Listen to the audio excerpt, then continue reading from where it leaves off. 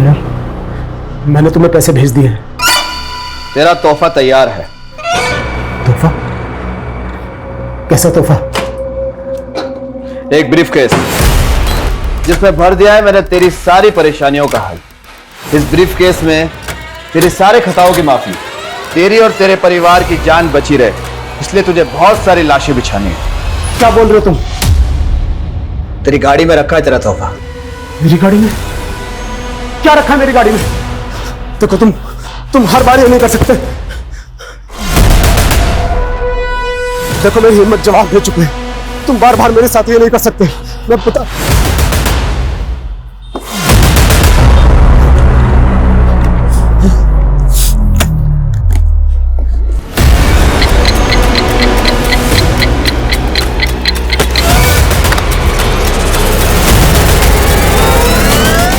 तो क्या है ये?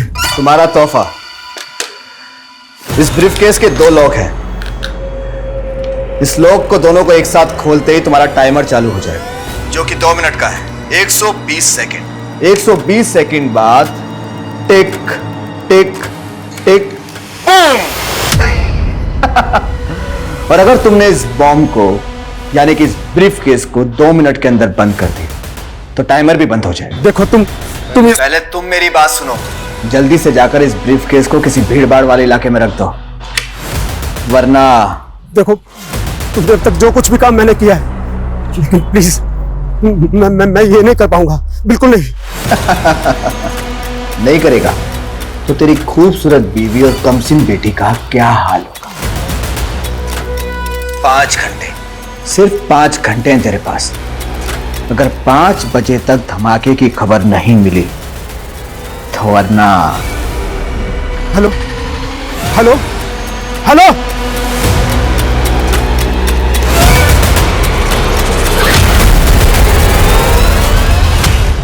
नमस्कार, मैं रेणुका शाहने क्राइम पेट्रोल सतर्क में आपका स्वागत करती हूँ। पैसा, पावर और ब्यूटी, इसका नशा ही अजीब होता है।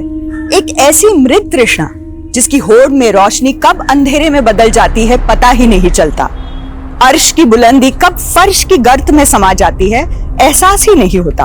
हमारी चाह, हमारी तमन्ना हमें कभी कभी इतना मोहताज बना देती है कि हम हाथ फैलाते हैं तो गुनाह अपनी बाहें फैलाए सामने होता है। फिर हम सोचते नहीं, चुन लेते हैं तबाही, और गुनाह की आग में एक परवाने की तरह झुलस जाते हैं, मिट जाते हैं, मिटा देते हैं। इस केस में भी ऐसा ही हुआ। ये एक ऐसी घातक व्यथा है जिसका एक काला इतिहास है, जिसकी कालीख से कई मासूम जिंदगियों का दुर्भाग्य लिखा गया था। फिर क्या हुआ मम्मा? फिर राजकुमारी ने अपने लंबे बालों को महल से नीचे लटका दिया और राजकुमार उन बालों के सहारे ऊपर आ गया। तुम्हें भी। पापा! रिति, मेरी बच्ची, मेरी बच्ची। क्या बात है, आज बच्चे भी बड़ा प्यार आ रहा है। इतनी जल्दी कैसे आ गए ऑफिस से? हाँ, वो तुम लोगों से मिलने का दिल किया तो चला है, पता नहीं फिर कभी मिलना। कैसी बातें कर रहे हो? सब ठीक तो है? हाँ। पापा हमने नया ब्रीफकेस लिया, इसमें कोई सरप्राइज है क्या मेरे लिए? रिति! रिति! रिति! छोड़ो उसे! समझ में नहीं आता है क्या? ऐसे बिना पूछे नहीं उठाते। इतना गुस्सा क्यों कर रहे हो? बच्ची ने ब्रीफकेस उठा लिया तो ऐसे बात करोगे उससे? सॉरी बेटा, सॉरी। अच्छा, आप घर पे ही हैं? वो एक क्लाइंट से मिलने आया था तो सोचा घर होता चलता हूँ। हाँ? क्या जीजा जी, आप तो मुझे देख के ऐसे खिसक रहे हैं जैसे क्रिमिनल हो। अरे क्या हुआ जीजा जी, इतने सीरियस क्यों? मजाक कर रहा हूँ, मजाक। अपनी बहन के साथ करना मजाक। चलता हूँ। अरे घर आ ही गए तो लंच करके जाइए ना। भूख नहीं है, तुम अपने भाई का चाय नाश्ता देखो।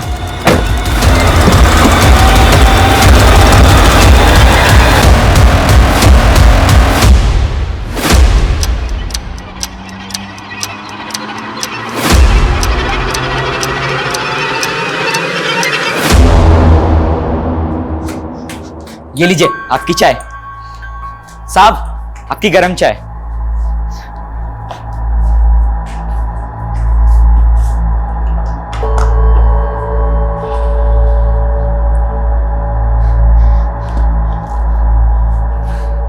ये क्या हो रहा है? ये क्या कर रहे थे? वो साहब आपका दिमाग बहुत बड़ा है ना, इसलिए मैं आपकी कैप पहन रहा था, शायद मेरे पास भी दिमाग आ जाए। पुलिस को मक्खन? मक्खन नहीं साहब, चाय स्पेशल आपके लिए। आपका हाथ सर पे हो तो एक दिन मैं भी पुलिस वाला बनूंगा।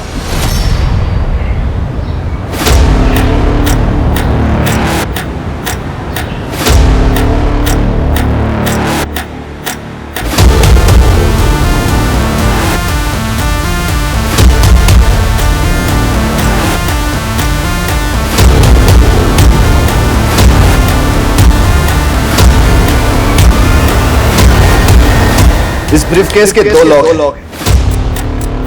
इस लॉक को दोनों को एक साथ खोलते ही तुम्हारा टाइमर चालू हो जाएगा।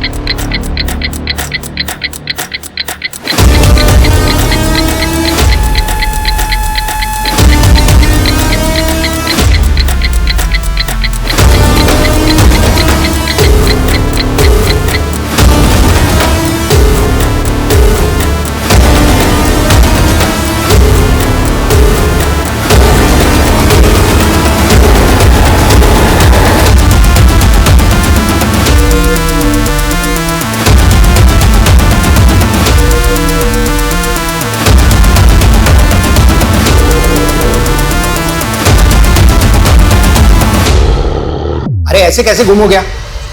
जल्दी ढूंढ उसे। हाँ, और अपडेट दे मुझे। कुछ तो चल रहा है जतिन के मन में जो वो बता नहीं रहे। ऑफिस से जल्दी घर भी आए और शक्ल दिखा के चले गए। अरे कहीं ऐसा तो नहीं कि तुम पे शक कर रहा हो कि बीवी पीछे क्या करती है? जस्ट जोकिंग, टेंशन वाली कोई बात नहीं है, सब ठीक हो जाएगा। Hope so. वो क्या है ना साहब, इस साल बारिश ठीक से हो भी नहीं पाई। वो बोलते हैं ना ग्लोबल वार्मिंग बढ़ रहा है साहब, बहुत गर्मी है साहब। बस इधर ही रोको, मुझे यही उतरना। कितने पैसे हुए? 100 रुपए साहब।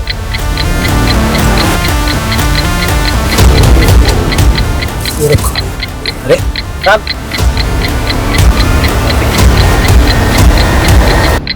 अरे साहब आपका ब्रीफकेस।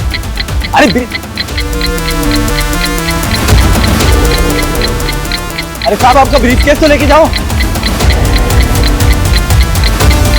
अरे साहब देख के कौन चल सके के? सॉरी साहब, अजीब आदमी हो, इतना महंगा ब्रीफकेस आपने ऑटो में छोड़ दिया, इसमें कुछ गड़बड़ तो नहीं? अरे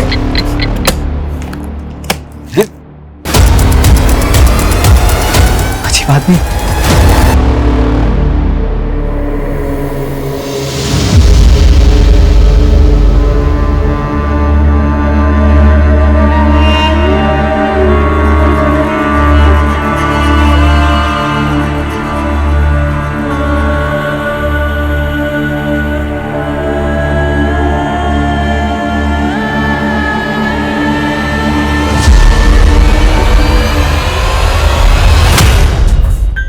कहीं ऐसा तो नहीं कि मन्ना ने आपको रिश्वत दी और आपने उसे निकलने दिया? ये आप क्या बोल रहे हैं सर? मेरे पास तो सिर्फ डंडा था, मन्ना तमंचा रखता है साहब, वो मुझे शूट भी कर सकता था। मैं तो बहुत डर गया था साहब। बस यही तो प्रॉब्लम है यादव जी, आप जैसे कई पुलिस वाले इस मन्ना जैसे गुंडों से डरते हैं या फिर पैसा लेके उसको जाने का रास्ता देते हैं। हम पुलिस इधर वहां खड़े खड़े हमारी बातें सुन रहे हैं? हाँ, चाय दे और निकल यहां से।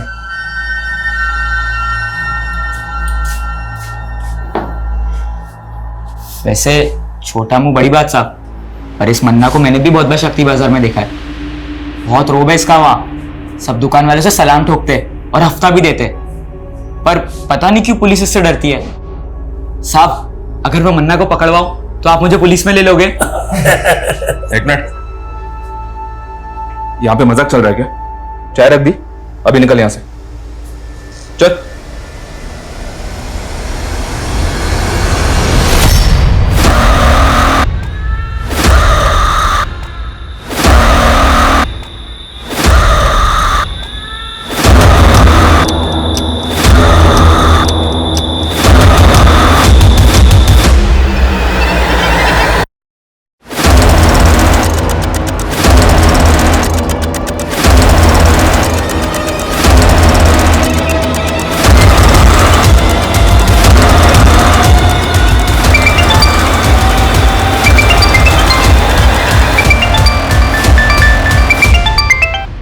क्या रे, ये धमाके की ब्रेकिंग न्यूज की खबर दिखी नहीं मुझे अभी तक।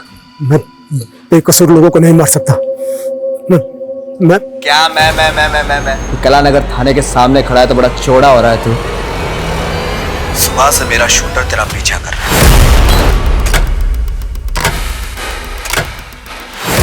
अगर एक कदम और तूने आगे बढ़ाया तो तुझे गोली मार देगा, और तेरे मरने के बाद तेरी बीवी मेरी रखेल और बेटी धंधे वाली।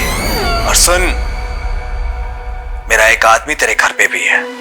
नहीं नहीं नहीं नहीं, उन्हें कुछ मत करना, कुछ मत करना। तुम जो कहोगे मैं करूंगा। तो निकल वहां से अभी के अभी। और दोनों लोग खुलने के बाद जो 2 मिनट में धमाके वाली बात थी ना, वो कहानी थी, झूठी कहानी। टाइमर तो ऑलरेडी सेट कर रखा है मैंने। अब तो इसे खोल या मत खोल, धमाका तो होगा। अब कुछ देर है तेरे पास, कुछ देर। Hello hello.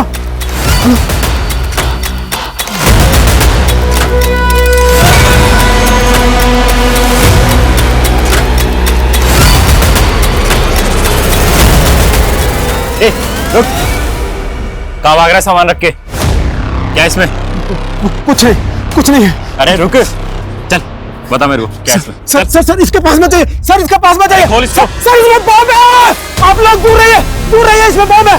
पीछे हट जाइए, ये किसी भी टाइम फट जाएगा। पीछे हट जाइए। अरे रुक, क्या तमाशा ये? सर प्लीज गोली मत चलाना।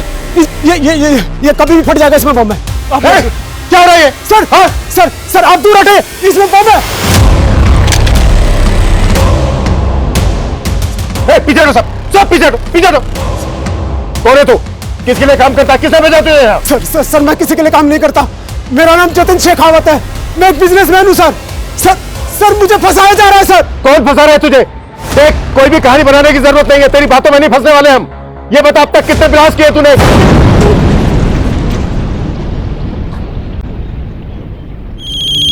चीटिंग। हेलो, क्या? सर ये पहले ब्रीफ केस रख के भाग रहा था, फिर कांस्टेबल मिश्रा ने इसे देख लिया तो अपने मजबूर होने की कहानी सुनाने लगा। हाँ सर, ये आदमी बार बार बोले जा रहा था कि मैं बेकसूर हूं और सूटकेस में बॉम्ब है। ये आदमी अपने आप को एक बिजनेसमैन कह रहा था। इस आदमी की हमें डिटेल्स निकालनी होगी और ये भी पता लगाना होगा कि किस वक्त ससेज ने हमारे थाने के बाहर ब्लास्ट किया।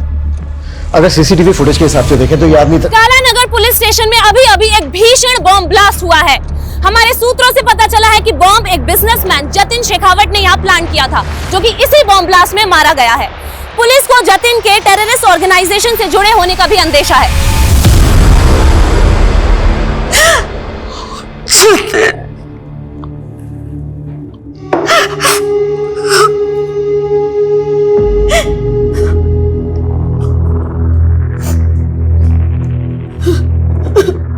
किस टेरर ग्रुप के लिए काम करता था तुम्हारा पति? सर क्या बोल रहे हैं आप? मेरे जीजाजी एक रेप्यूटेड बिजनेसमैन थे। जरूर उनको किसी ने फंसाने की कोशिश की। बॉम्ब लेकर आया था वह यहाँ।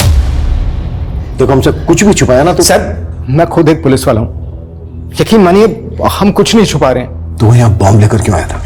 बस उसे बदनाम मत कीजिए मेरे पति को। वो तो पहले से ही बहुत परेशान लग रहे थे।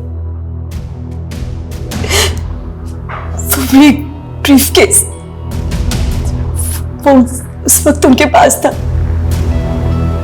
कुछ तो भी लगा था कि कुछ तो है जो वो हमें बता नहीं पा रहे। तो वो एक्सप्लोजिव घर से लेकर आया था? नहीं सर, वो तो तब ऑफिस से आए थे, लेकिन ऑफिस हो या घर, सब चेक होगा। तो अगर हमें बाद में पता चला ना कि तुम अपने पति और तुम अपने जीजा को बचाने की कोशिश कर रहे हो तो तुम दोनों को भी बख्शा नहीं जाएगा।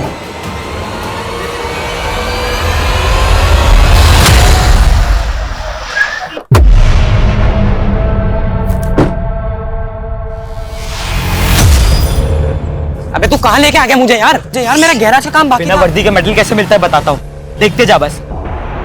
जो मैं बोलूँ वो करते रहे। साहब, आपका मुर्गा मन्ना यहाँ शक्ति बाजार के रॉयल केक शॉप में है। आप आ जाओ जल्दी। क्या रे, पैसा लेने के लिए खुद आना पड़ेगा? मन्ना भाई अभी धंधा बंदा चल रहा है, तो थोड़ी सी बढ़ो तो ना। धंधा चल रहा है। अरे मन्ना चल रहा है। हाँ मन्ना भाई मुझे ये मैकेनिक, चल बाहर आ, खुल गई डिक्की, जल्दी आ, चल चल चल। हफ्ता टाइम पे देना वरना तेरी। डिक्की किसने बोला है?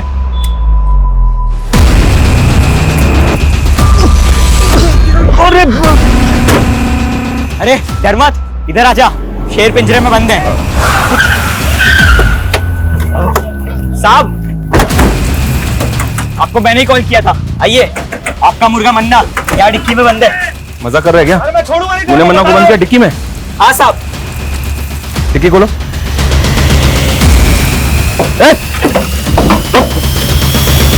साले, कितने तेरे को तो मैं देख लूंगा। गाड़ी में डालो से। चुपचाप बैठ। Good job. थैंक यू साहब।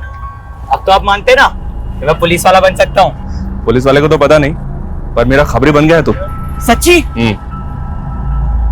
तो साहब अब जल्दी जल्दी बताओ, अभी आगे क्या काम करना है ताकि मैं खबरी से पुलिस वाला बन जाऊं। इसी तरह अच्छा काम करता रहे। सर जतिन सर का बहुत ही क्लीन इंपोर्ट और एक्सपोर्ट का बिजनेस है सर, वो गलत नहीं हो सकते सर। ये इंपोर्ट एक्सपोर्ट का बिजनेस तो सिर्फ दिखावा है, यहाँ और क्या क्या होता है हम सब पता लगा लेंगे। फाइल चेक करो उधर। आप बेवजह शक कर रहे हैं साहब, मैं खुद यहाँ 5 साल से काम करता हूँ, आप जैसा सोच रहे हैं वैसा कुछ नहीं है। लेकिन सर जब सुबह जतिन सर अचानक से यहाँ से निकले तो मुझे भी थोड़ा सा अजीब लगा था। और सर फोन पे किसी से तो झगड़ रहे थे, हो सकता है किसी ने फंसाया उनको। सर कौन फंसाएगा उसे?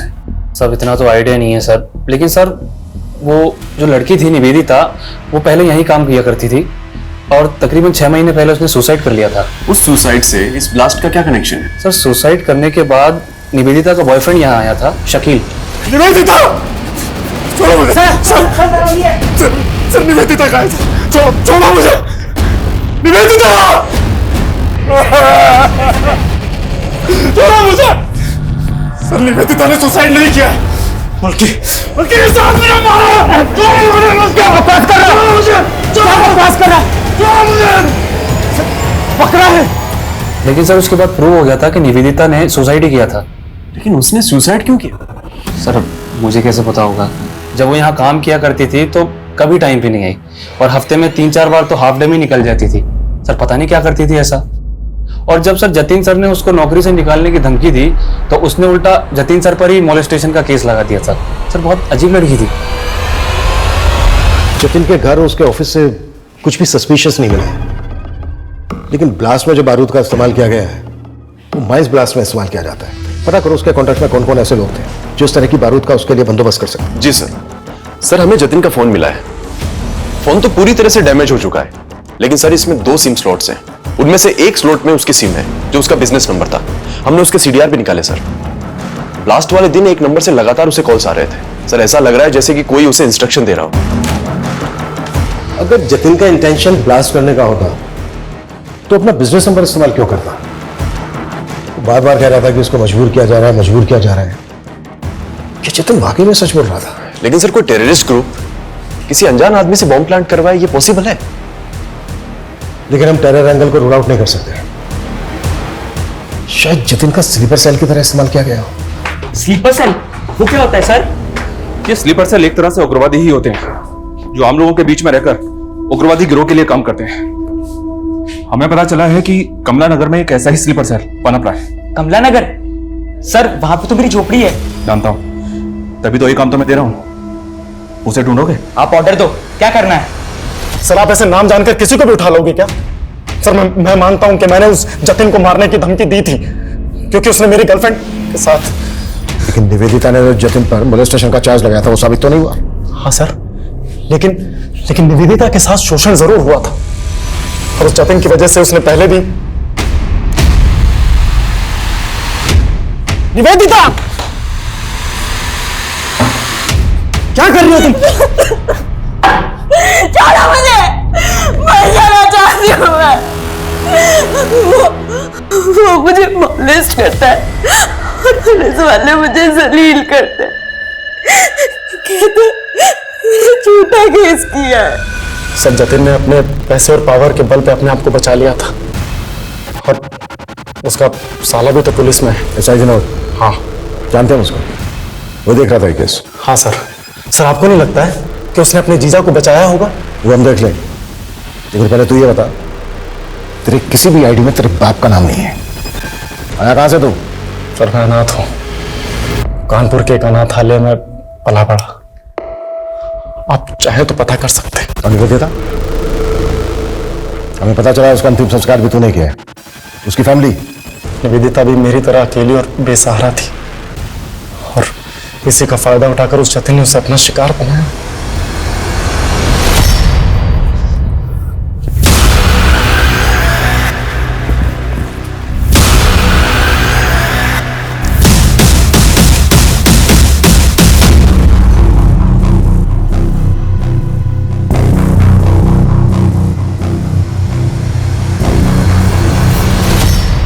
भगवान के नाम पे कुछ दे दे बाबा, 2 दिन से कुछ नहीं खाए। क्या चचा, इतने हट्टे कट्टे होके भी भीख मांग रहे हो? बेटा पैर में बहुत दर्द रहता है और ज्यादा देर तक खड़ा भी नहीं रह जाता। अच्छा तो दौड़ाए आपको? ए रुक, ए चोर चोर, पकड़ो पकड़ो पकड़ो, ए रुक।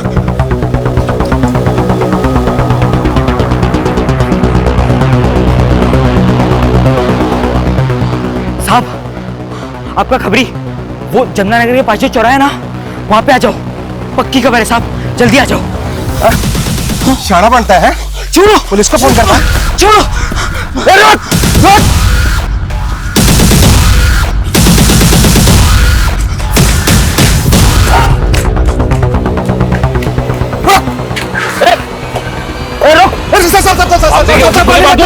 गोली में चलाना साहब। ज्यादा चालक बनता है, जस्ता पे नजर रखता है। पकड़ो इसे। साहब यही है आपका स्लीपर सेल, ये देखिए।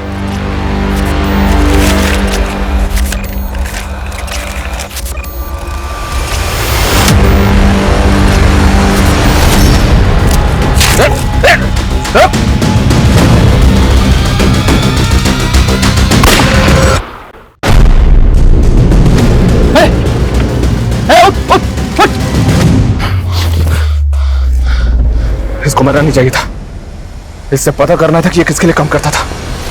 अगर निवेदिता झूठी थी तो उसे जतिन के ऑफिस में सुसाइड क्यों किया?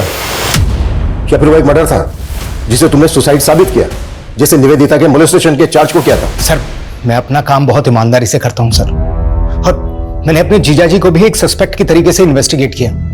मैंने उनको कोई रियायत, कोई ढील नहीं दी थी सर।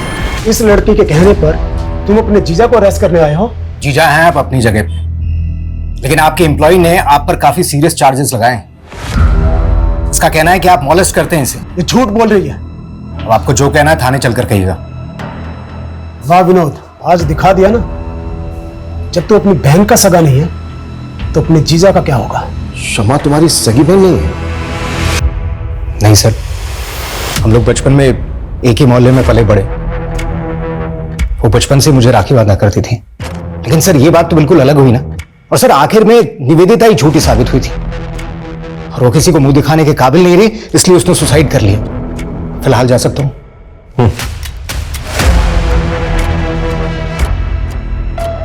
सूरज। जी सर। नजर रखो इस पे। ये ऑफिसर मुझे कोई ठीक नहीं लग रहा और जतिन के कैरेक्टर को भी हमें डीपली समझना होगा।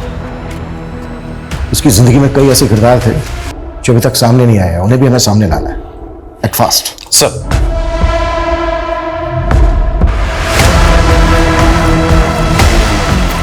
सुबह सुबह क्या मुंह लटका के बैठे हुए हैं आप, और दाढ़ी भी नहीं बनाई अभी तक।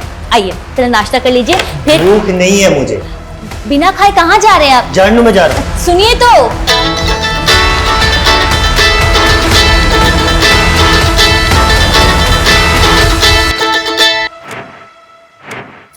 हेलो,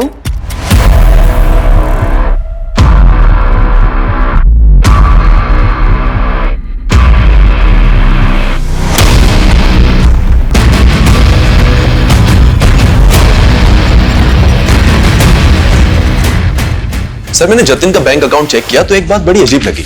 एक लंबे समय से जतिन अपनी कंपनी का पैसा इस तरह के कई अकाउंट्स में भेज रहा है जो उसकी कंपनी से बिल्कुल भी कनेक्टेड नहीं है। हालांकि सारे ट्रांजैक्शन छोटे छोटे थे, लेकिन ओवर द टाइम ये अमाउंट बड़ा बन चुका था सर।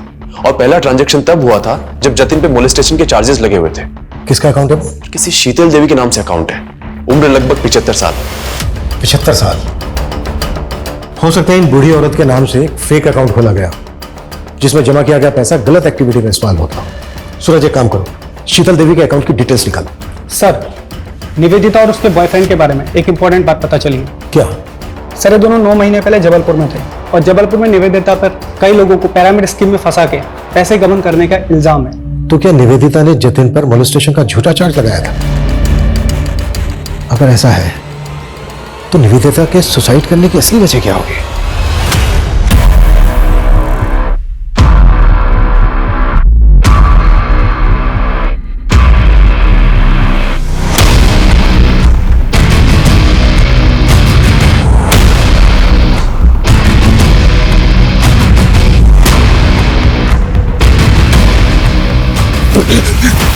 अभी वक्त है, बोलते सच। सर बताओ सर, मेरा इस पिरामिड स्कीम से कोई लेना देना नहीं है सर। मैं तो बल्कि सर निवेदिता का भी इससे कोई लेना देना नहीं था। उसे तो लगता था कि वो एक फाइनेंस कंपनी में काम कर रही है।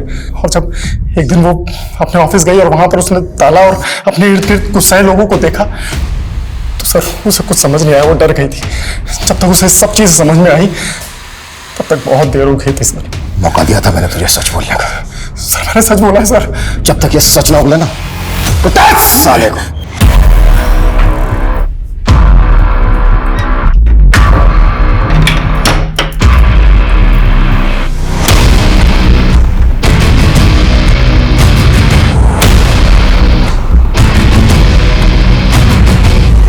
अनंत, तुमने मुझे डरा दिया था। यहाँ के सूर्य खाना भी नहीं खाया तुमने। तुम्हारा ही इंतजार कर रहा था। बहुत लेट कर दिया आज। वो आज काम थोड़ा ज्यादा था। I am sorry. सब मेरी गलती है। अगर मैंने उन चीटर्स के साथ में पार्टनरशिप नहीं की होती तो शायद आज मेरा ये। अनंत, दिल छोटा मत करो, सब ठीक हो जाएगा। मैं हूं ना तुम्हारे साथ। तुम फिर से कर पाओगे, मुझे पता है। मुझे नहीं लगता कि मैं वो सब फिर से दोहरा पाऊंगा।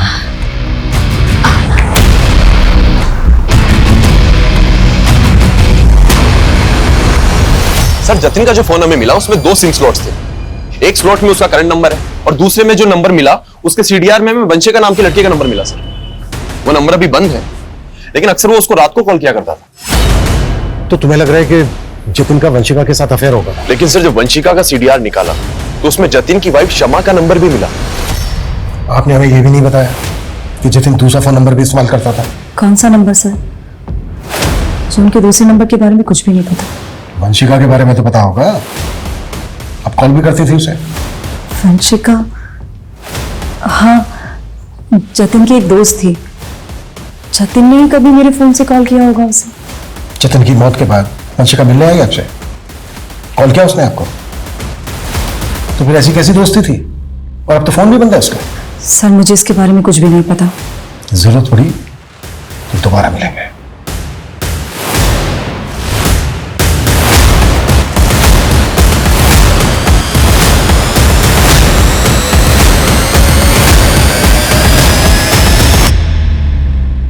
हाँ शमा, वो इंस्पेक्टर आया था, उसे वंशिका के बारे में पता चल गया। तू डर मत, कुछ नहीं होगा। सर ये वही शीतल देवी है जिनके अकाउंट में जतिन लगातार पैसे भेजता रहता था। बैंक वालों का कहना है कि इनका एड्रेस बिजनौर का है, लेकिन काफी टाइम से ये वहां नहीं रह रही। मुझे अभी भी डाउट है कि इस अकाउंट को शीतल देवी ऑपरेट कर रही है या फिर कोई और। सर मैं बाकी डिटेल्स निकलवाता हूँ। सर वंशिका आपसे खुद मिलने आई है। सर आप लोग मेरे पुराने एड्रेस पे गए थे। मेरे एक नेबर से पता चला कि आप लोग मुझे ढूंढ रहे हैं, इसलिए मैं यहाँ पे। आपने अचानक अपना घर बदल लिया,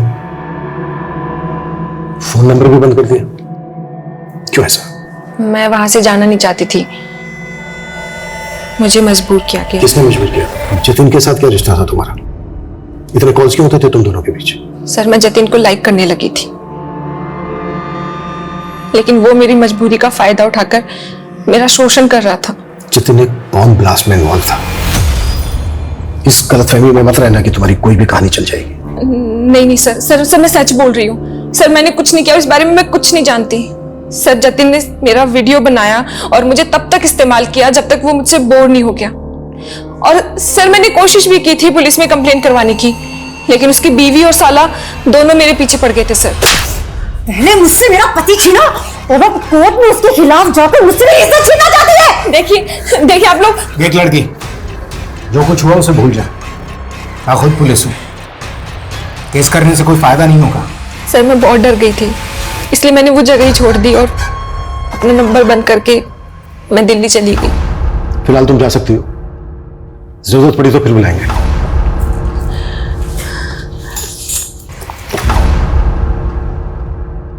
सूरज सर, इस लड़की पे नजर रखो और पता लगाओ कि इसकी कहानी में कितनी सच्चाई है। निवेदिता ने भी जतिन पर मोलेस्टेशन का चार्ज लगाया था। जतिन की कॉन्टैक्ट लिस्ट में जितनी भी लड़कियां हैं उन सबकी डिटेल निकालो। हो सकता है किसी ने रिवेंज लेने के लिए इस तरह से जतिन का बम ब्लास्ट में इस्तेमाल किया हो। एक बम धमाके की सनसनीखेज खबरें बटोरने वाला ये केस शुरुआत से ही एंटी सोशल एंगल से जोड़ा जा रहा था, लेकिन पुलिस जांच का दायरा ऐसा था मानो ये कोई सामान्य हत्या का केस हो। तो क्या पुलिस को एंटी सोशल एंगल में वाकई कुछ नहीं मिल रहा था, या पुलिस से कोई चूक हो रही थी? निवेदिता की रहस्यमय मौत, वंशिका और जतिन का रिश्ता, जतिन की पत्नी शमा और जतिन के साले विनोद की इस केस में भूमिका कई तरह से इस केस को उलझा रहे थे। ये शीतल देवी कौन थी जिसके बैंक अकाउंट में जतिन पैसे ट्रांसफर कर रहा था, और राशिका का इस केस से कोई वास्ता था?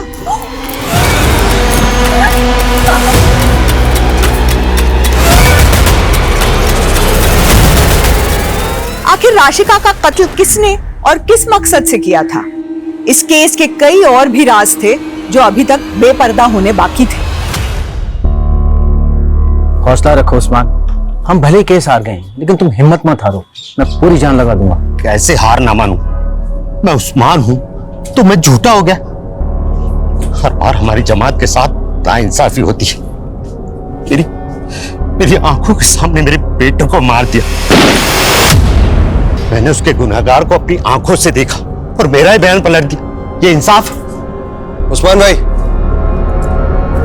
देखो, मैंने तुम्हारा केस पूरी तरीके से पक्का बनाने की कोशिश की थी, लेकिन क्या पक्का केस? आपने तो कहा था कि सारे सबूत उसके खिलाफ, सब बेकार हो गए।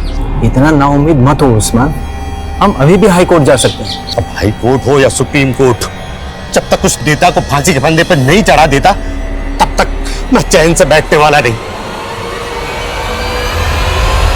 ये पोस्टर हर जगह लगा लो, कोई भी जगह छूटनी नहीं चाहिए। इस बार जीत हमारे मनोज भैया की। और बाहुबली, तैयारी कैसे चल रही है? राम राम मनोज भैया, कृपा है आपकी। जाओ अपना काम करो।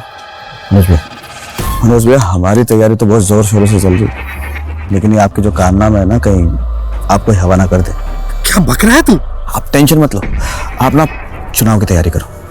हमें ना आपका पत्ता साफ नहीं होने देंगे।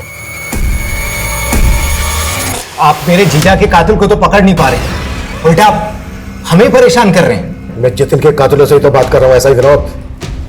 तू और तेरी बहन कुछ भी बोल रहे हैं आप। जतिन का असली चरित्र हमारे सामने आ गया है। जतिन लड़कियों को अपनी हवस का शिकार बनाता। निवेदिता, वंशिका, गीता, स्वीटी, बहुत लंबी लिस्ट है। वो लड़कियों के साथ खिलवाड़ करता और तू बचाता उसको, और उसकी आदतों से बाद में तुम दोनों इतना तंग आ गए कि तुम लोगों ने सोचा कि उसी को हटा देते हैं रास्ते से। क्या कहना चाहते हैं आप कि हमने फोर्स किया उन्हें बॉम्ब रखने के लिए? पर वंशिका को पुलिस कंप्लेंट फाइल ना करने के लिए तो फोर्स किया था ना तुम दोनों ने। देखिए सर, मैं मानती हूँ कि मेरे पति रंगीन मिजाज के थे, पर सर इन सब बातों को बॉम्ब ब्लास्ट से जोड़कर आप बहुत बड़ी भूल कर रहे हैं। हम क्या कर रहे हैं ये हम अच्छी तरह से जानते हैं। तुम दोनों ये बताओ, शीतल देवी कौन है? कौन? शीतल देवी। हम नहीं जानते किसी शीतल देवी को। देखिए सुल्तान भाई, आपके लिए और पार्टी के लिए बहुत काम किया है मैंने। अब पार्टी ने फैसला करके आपको एमपी की दौड़ के लिए लगा दिया और यह एमएलए का टिकट मनोज भाई को दे दिया। मनोज भाई ने आपकी सारी मेहनत पे पानी फेर दी, सब मेहनत खराब कर दी। अगर ये एमएलए का टिकट मुझे मिल जाता ना तो बस। तो अब तू भी नेता बनना चाहता है? सुल्तान भाई क्यों नहीं बन सकता मैं? पार्टी के लिए और आपके लिए बहुत काम किया है मैंने। अब देखिए, अगर मनोज भाई ने इस सीट से चुनाव लड़ा ना तो पक्का 100% पार्टी की हार होगी। आप कोई ना कोई जुगाड़ करके ये टिकट मुझे दिला दो ना। ये सब इतना आसान नहीं है कौशिक। पार्टी के टिकट भी पैसे में बिकते हैं। 6 करोड़ का भाव है एमएलए के टिकट का। औकात है तेरी 6 करोड़ देने की?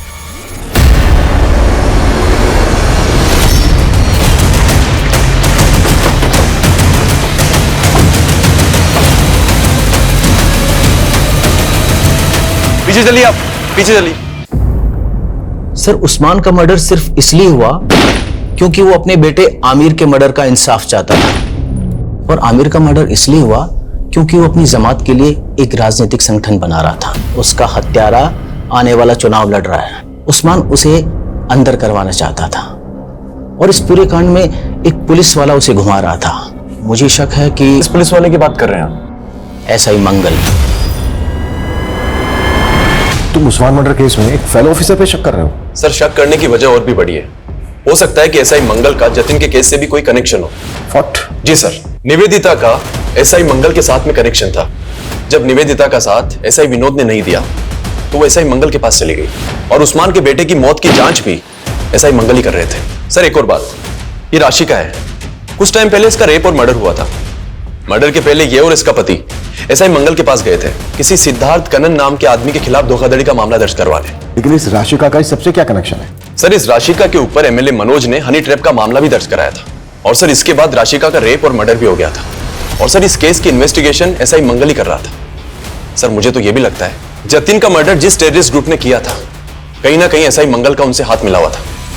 लेकिन सबसे पहले हमें एसआई मंगल के खिलाफ सबूत इकट्ठा करने होंगे, लेकिन ध्यान से और संभल कर। एसआई मंगल को इस बात की भनक तक नहीं लगनी चाहिए कि हम इस केस को इन्वेस्टिगेट कर रहे हैं। सर,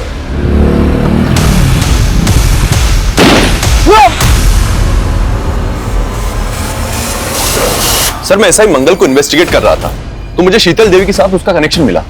एसआई मंगल का शीतल देवी के साथ कनेक्शन? जी सर, एसआई मंगल के साथ में एक अनुज नाम का कांस्टेबल काम किया करता था।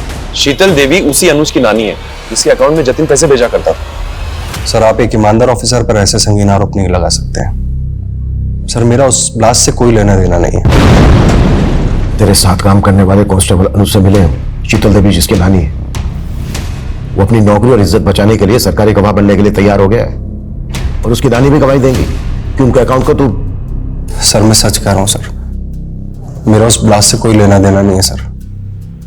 सर, मैं सिर्फ और सिर्फ एक कठपुतली था सर।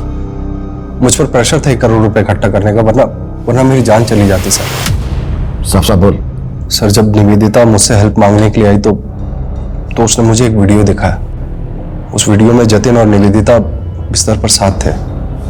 मुझे लगा कि वो वीडियो एक बहुत अच्छा साधन हो सकता है जतिन से पैसे उगाही करने का। उस बेसहारा लड़की को तूने इतना अब्यूज किया कि खुदकुशी कर ली उसने। राशिका और उस्मान को भी तू नहीं, और वो जतिन उसको भी बंदलास में तू नहीं। नहीं सर, सर मैं सिर्फ और सिर्फ एक कठपुतली था सर। तो कठपुतली ये बोल, तेरी डोर किसके हाथ में है? बोल। पिताजी, आप भी कैसी बातें करते हैं? आपका हुक्म मैं कैसे डाल सकता हूं? अरे आप जिसको बोलेंगे मैं उसको अंदर डाल दूंगा।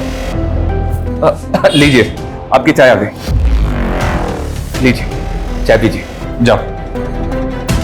देखिए, ऐसी कोई बात नहीं है, आप बिल्कुल बेफिक्र रहिए। आप चाय का आनंद लीजिए। प्रताप सर तो पुलिस है, तो ये अंदर कौन उनकी कुर्सी पे? वो नेताजी हैं। नेता पुलिस से बड़े होते हैं, पुलिस इनके इर्द गिर्द घूमती है। अच्छा, फिर तो मुझे पुलिस नहीं, नेता बनना है। हमारे विधानसभा क्षेत्र में इतना प्रचार प्रसार करो कि सभी के जुबान पर सिर्फ हमारा नाम होना चाहिए। कौशिक भैया जिंदाबाद! कौशिक भैया जिंदाबाद!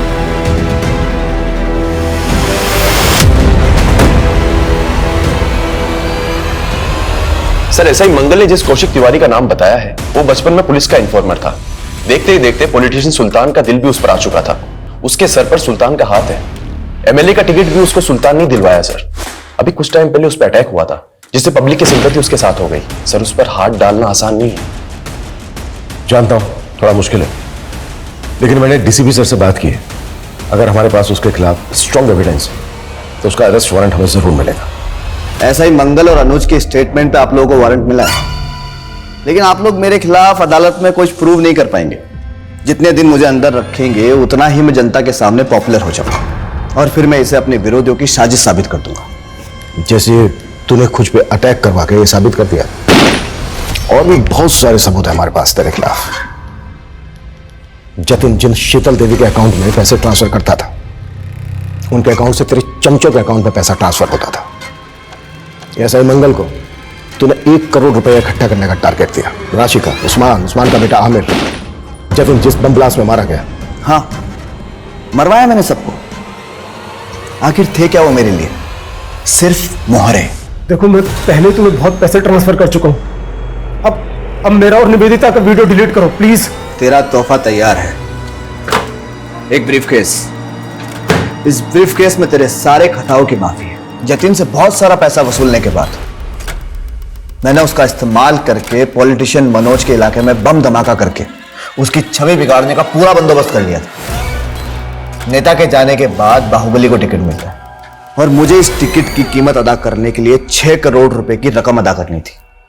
तो मैंने उसी वक्त से अपने सारे जानने वाले पुलिस वाले और गुंडों को जुगाड़ में लगा दिया। उस्मान और उसके बेटे आमिर को भी पॉलिटिक्स में आना था।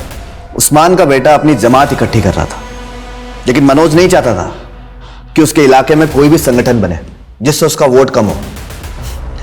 लेकिन मनोज को तब तक यह भी नहीं पता था कि जो मैं सब कुछ कर रहा हूं ना, वो उसके लिए नहीं, मेरे लिए कर रहा था। अबे अंधा है क्या? दिखता नहीं तुझे? बेटा दे बेटा, साले बेटा चल बेटा यहाँ से चल। और फिर उसका बाप अपने बेटे को इंसाफ दिलाने के लिए कोर्ट चला और इधर पीएसआई मंगल मेरे इशारे पर सबूतों को कमजोर करता रहा और फिर एक दिन केस हार गया। और जब उसने हाई कोर्ट जाने का सोचा तो क्या करता? खत्म तो करना ही था, कर दिया। राशिका को क्यों मारा? राशिका का पति कर्जे में डूब गया था। वो मंगल के पास मदद मांगने के लिए आई थी और मुझे मनोज और अपने विद्रोही नेताओं की छवि बिगाड़ने के लिए एक औरत की जरूरत थी। मदद मांगने आई थी मैं आपसे मंगल जी के कहने पे, और आप कह रहे मुझे दूसरों के साथ सोना होगा? हाँ, सोना होगा। इस सीट पर खड़े होने वाले सारे नेताओं के राज मुझे लाकर देने होंगे। टीनेजर कौशिक में जो जज्बा था, वो जज्बा उस उम्र में होना काबिले तारीफ है, लेकिन बड़े सपनों की राह में गुमराह अंधेरों के पड़ाव भी मिलते हैं।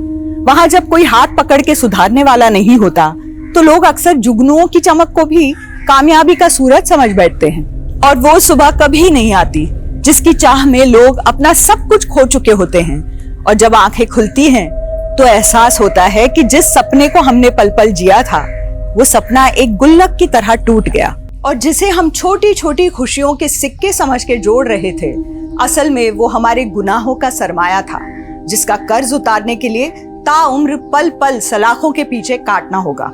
इसी के साथ अब मैं रेणुका शाहने आपसे विदा लेती हूँ। हम फिर मिलेंगे ऐसी एक कहानी के साथ जो रखेगी आपको सतर्क और जिंदगी को सुरक्षित। तब तक अपना और अपने परिवार का ख्याल रखिए और देखते रहिए क्राइम पेट्रोल सतर्क। जय हिंद।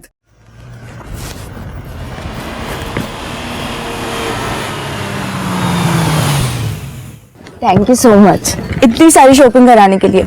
तुम ना दुनिया के सबसे बेस्ट हस्बैंड हो। और तुम दुनिया की बेस्ट वाइफ। तुम चलो अंदर, मैं गाड़ी पार्क करके आता हूँ।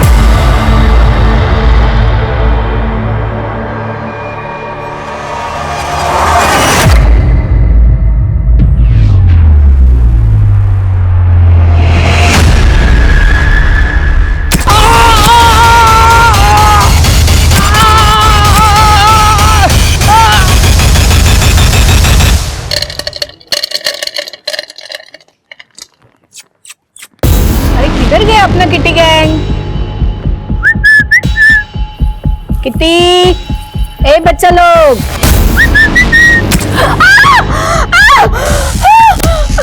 पागल हो गई है क्या? रुक, सबको मार दूंगी, सबको मार दूंगी।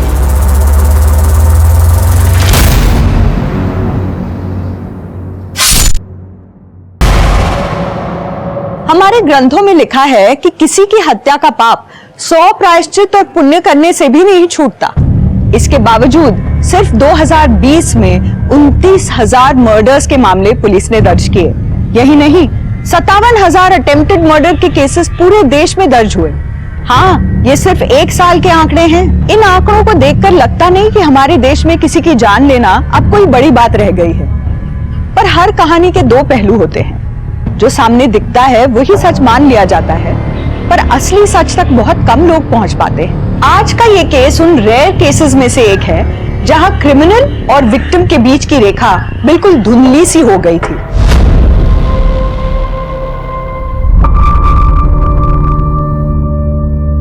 ठीक है पापा, भेजती हूँ। पापा को पहले ऑफिस आने दो।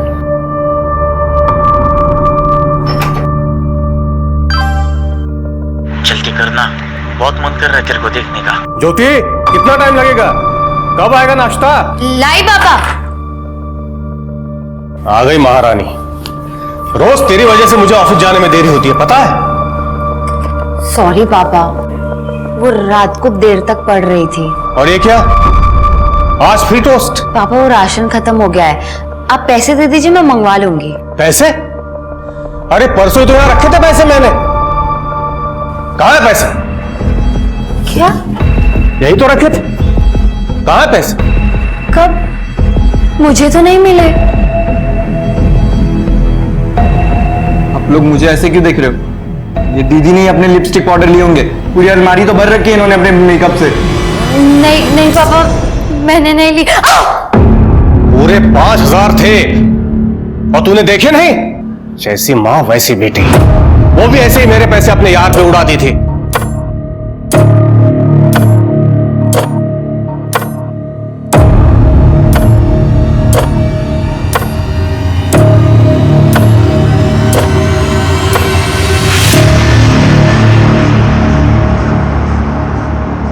और बिलाल भैया, अरे मनोज, हीरो हैंडसम लग रहा है आज।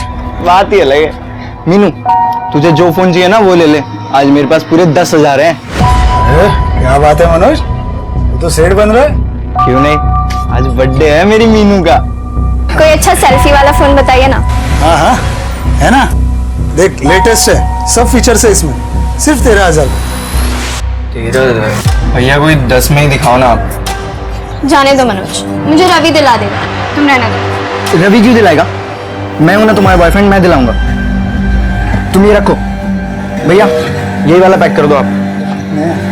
10,000 रहेंगे पूरे। ये देख मनोज, पहले ही तेरी उधारी बढ़ रही है। 2-3 दिन में दे दूंगा, हाथ से प्लीज। मैं मुंबई आ रही हूँ, मैं अब यहाँ और देर रुक सकती।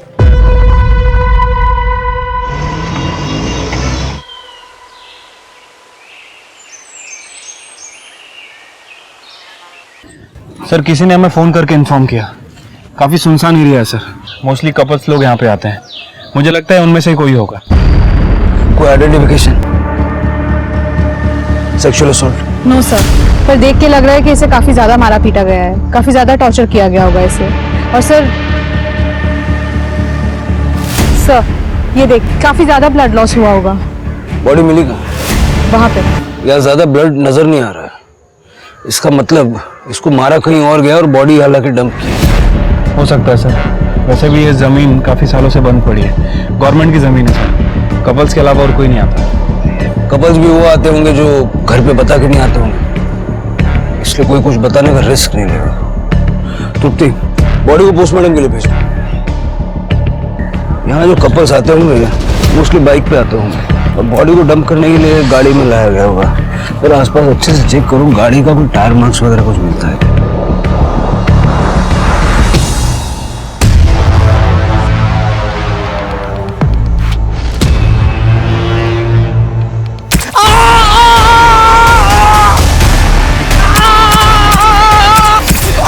जोसे को कैसा मिला?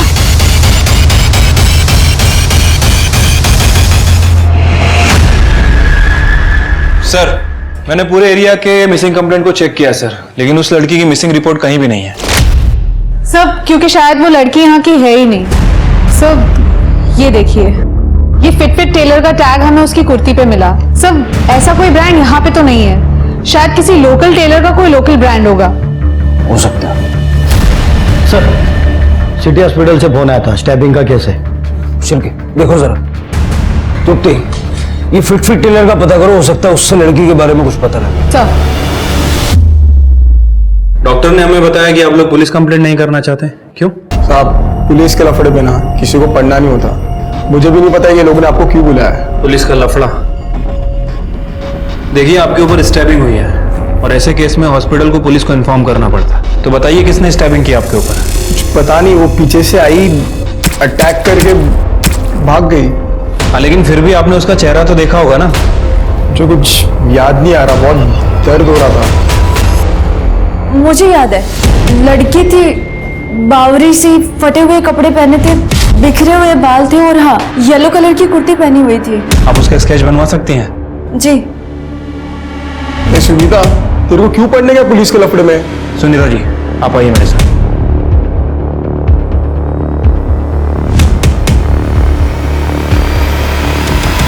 ओ मैडम, कांट क्या दिया तुम्हारी लड़की ने मेरे को? मैंने तो खाली कस्टमर फीडबैक दिया था। कच्ची कली बोल के मेरे को कैक्टस चिपका दिया। मेरे को मेरा पैसा वापस चाहिए। सर, मैंने इस फिट टेलर का पता किया। पूरे शहर में कुछ 16 टेलर मिले इस नाम से, जिनका नंबर अवेलेबल है। गुड। उन सभी टेलर्स को इस ड्रेस की फोटो भेज दो। देखो उनमें से कोई इसे पहचानता है क्या। इन सभी एरियाज के पुलिस स्टेशन से कांटेक्ट करो, पता करो इस लड़की की मिसिंग कंप्लेंट कहीं दर्ज है क्या। सर, विक्टिम की वाइफ सुनीता ने स्केच बनवाया है। ये तो हर सड़क पे रहने वाली लड़की जैसा है, फिर भी सर्कुलेट करो इसे और साथ में इसके कपड़ों का डिस्क्रिप्शन भी दे दो और ये वार्निंग भी दे देना कि लड़की मेंटली अनस्टेबल है, तो ध्यान रखें। ठीक है सर। दीदी से पंगा लिया था ना, अब समझोगे, तुम सबको समझ में आएगा। एक गया ना, अब समझोगे, समझोगे, समझोगे, समझोगे, समझोगे, समझोगे।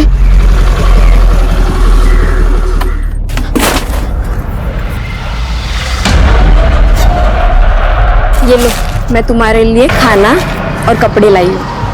लो, अरे लो ना।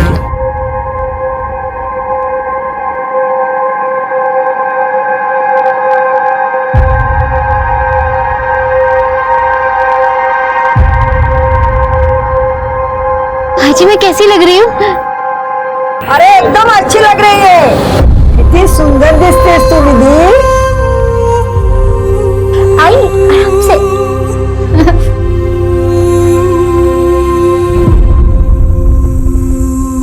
भाजी,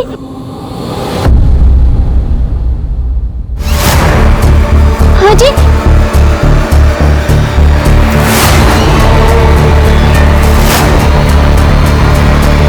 किसी को तैसा जरूर मिलेगा, किसी को नहीं छोड़ूंगी। हेलो तृप्ति जी, हाँ आपने जिस डेड बॉडी की मुझे फोटो भेजी थी, हाँ उस लड़की की कंप्लेंट आई है। उसका नाम ज्योति लाल है, लेकिन ताज्जुब की बात यह है कि ये मिसिंग कंप्लेंट नहीं है मैडम। हाँ, उसके पिताजी जसवंत लाल ने उनके खिलाफ चोर की कंप्लेंट की। कह रहे थे कुछ दिन पहले वो कुछ गहने और घर से पैसे चुरा के भागी थी। सर, क्या आप मुझे डिटेल्स भेज सकते हैं? मैं आपको अपना ईमेल आईडी टेक्स्ट करती हूँ। ओके ठीक है। सर, इस लड़की का नाम ज्योति लाल है। ये 16 जुलाई को अपने घर से पैसे और गहने लेकर भाग गई थी और 17 जुलाई को इसके फादर ने इसी के खिलाफ पुलिस कंप्लेंट फाइल की। जलगांव पुलिस ने ज्योति के बारे में सब जगह पूछताछ की, लेकिन किसी को ज्योति के बारे में कुछ नहीं पता। लड़की ऐसा कदम तभी उठाती है जब उसके पास कोई ऑप्शन, कहीं जाने का ऑप्शन, कोई बॉयफ्रेंड या फ्रेंड वगैरह। इसका नंबर है, इसका सीडीआर देखा? हाँ सर, 16 तारीख को इसका फोन जलगांव में स्विच ऑफ हुआ था। उसके नेक्स्ट डे इसका फोन नासिक में थोड़ी देर के लिए ऑन हुआ, उसके बाद बंद हो गया। इसके सीडीआर में इसके भाई, बाप और कॉलेज के कुछ दोस्तों का नंबर है। 17 जुलाई को फोन बंद हुआ नासिक में। ज्योति की बॉडी हमें मिली 17 से 24 जुलाई के दौरान। ऐसा क्या हुआ कि जिससे ज्योति को अपनी जान से हाथ धोना पड़ा? उस लड़की का पता चला जिसने अटैक किया था? नहीं सर, उसे ढूंढ रहे हैं। सर काय के लिए टेंशन लेते हो? नो फिकर, व्हेन विक्की इज हियर। मैं आपके लिए सबसे बेस्ट प्रोडक्ट संभाल के रखा है मैंने, आप बस कल आ जाओ। हेलो, माल रेडी है, कब आ रहे हो?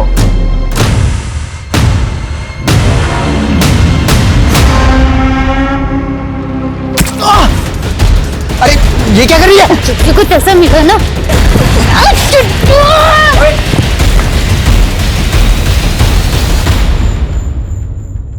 भाई क्या हुआ, क्या हुआ? कौन थी वो लड़की? मालूम नहीं। तुम ठीक तो हो ना? हाँ हाँ। ए, पुलिस को नहीं, मैं संभाल लूंगा, आप लोग जाओ। ठीक हो ना तुम? हाँ हाँ हाँ, जाओ।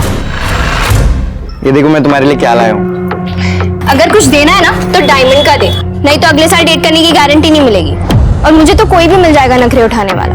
अरे सुन, सॉरी माँ, अब इसे बेचना पड़ेगा।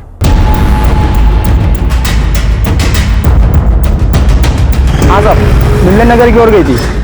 कहाँ गई थी, कुछ आइडिया? नहीं साहब, सिग्नल पर ही उतर गई थी, लेकिन गई थी तो मिलन नगर की ओर ही। मुझे याद इसलिए क्योंकि सवाल बहुत कर रही साहब।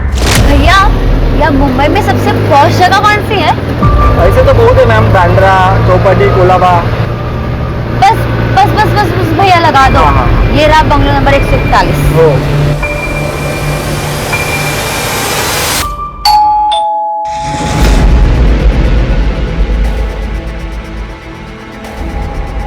पीहू, ये लड़की वो ज्योति है क्या? हाँ सर, ये यहाँ आई थी लेकिन भाग गई 2 ही दिन में। 2 दिन में चली गई?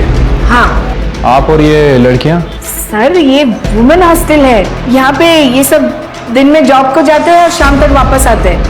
10 o'clock लाइट्स ऑफ। रूट। लेकिन वो 2 ही दिन में क्यों चली गई यहाँ से? अरे सर, पता नहीं, उसको किसी ने इधर का एड्रेस दिया होगा। उसके पास आईडी था पर अपॉइंटमेंट लेटर नहीं था और बोली कि 2 दिन में दे देगी, तो हमने रहने दिया। पर ये लड़की अचानक से 2 दिन में क्यों चली गई यहाँ से? अरे मैडम देखो ना, इधर का रेंट भी नहीं दिया। वो जूही आंटी, उसने अपने पापा को देख लिया था मुंबई में, इसीलिए वो बहुत डर गई थी और इतने जल्दी ही निकल गई यहाँ से। अपने फादर को? हाँ। पक्का वो उसके फादर थे? हाँ। उसका सामान कहाँ है? सब लेके गई। उसके पास फोन था? नहीं, वो इधर आई तभी उसका फोन खो गया था, ऐसा बोला था, और नवा लेने ही वाली थी। तृप्ति, जरा आसपास पता करो, किसी ने कुछ देखा है क्या?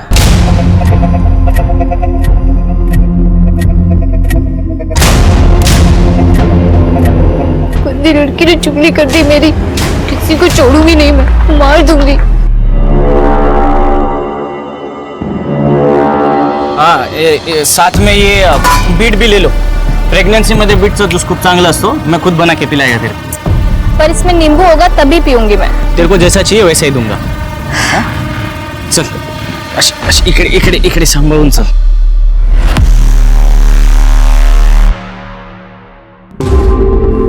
हाँ हाँ, अगर निकतोच है। हाँ हाँ, निकालो निकालो। अरे ये बेबी ऑन बोर्ड का ना स्टिकर चिपका रहा था गाड़ी पे। अरे हो, हाँ ये खिलौने भी कुछ लिए ना, टॉयज लिए मैंने।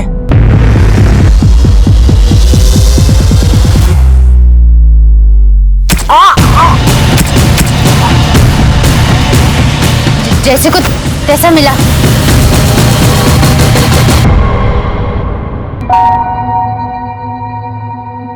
मुझे अभी भी पुलिस स्टेशन से फोन आया था बंबई से। कैसे मरी? किसी ने उसे चाकू से मार डाला। मेरे पैसे और गहने? कमाल है जसवंत जी, यहाँ आपकी लड़की का मर्डर हुआ है और आपको गहने और पैसे की पड़ी है। हाँ पड़ी है, क्योंकि ये भी अपने माँ के जैसे निकली। वो भी मेरे पैसे लेके यार के साथ भाग गई थी। इसके साथ जो भी हुआ ये सब इसके कर्म के भोग हैं। देखिए जसवंत जी, बॉडी पोस्टमार्टम होने के बाद ही वो लोग यहाँ भेजेंगे। नहीं चाहिए। पैसे और गहने मिल जाए तो प्लीज बताइए। सुना आपने सर? हाँ सब सुना। ऐसा लग रहा था जैसे उसे पहले से ही पता था कि ज्योति के साथ क्या होने वाला है। हम आज ही जगहों के लिए निकल रहे हैं। Okay sir. सर, ज्योति 18 तारीख को एक वर्किंग वुमेन हॉस्टल में आई थी, लेकिन एक दिन में वहां से चली गई, शायद अपने बाप के डर से। सर, हमने सब जगह ज्योति के बारे में पूछताछ की, लेकिन किसी को नहीं पता कि ज्योति कब आई और कब गई। लेकिन सर, ये लड़की जिसका हमने स्केच बनवाया था, ये 2-3 बार उस एरिया में देखी गई है। इनफैक्ट इसने कल ही एक लड़की पे अटैक किया। जिस लड़के पे अटैक हुआ उसने पुलिस कंप्लेंट नहीं की? सर, इस बारे में मैंने विक्की से बात की थी।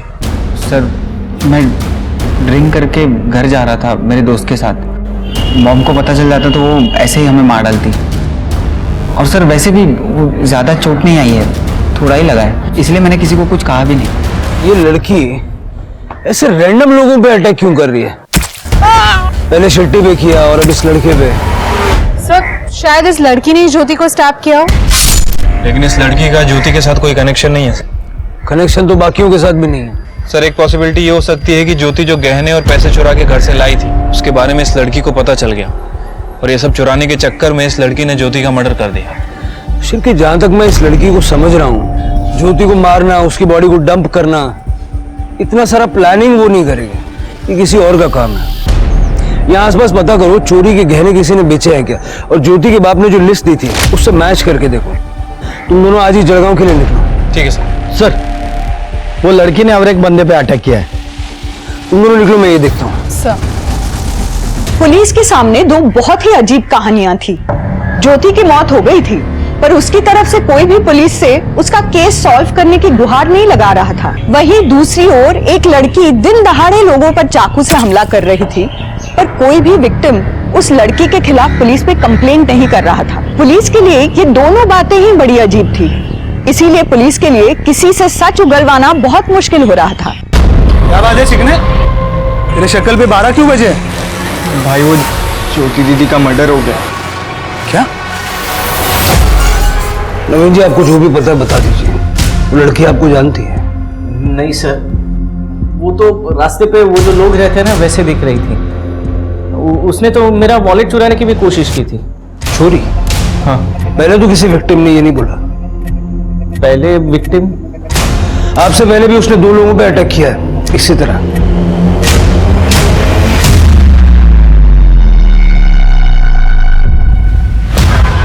नहीं सर, मैं इन दोनों को नहीं जानता।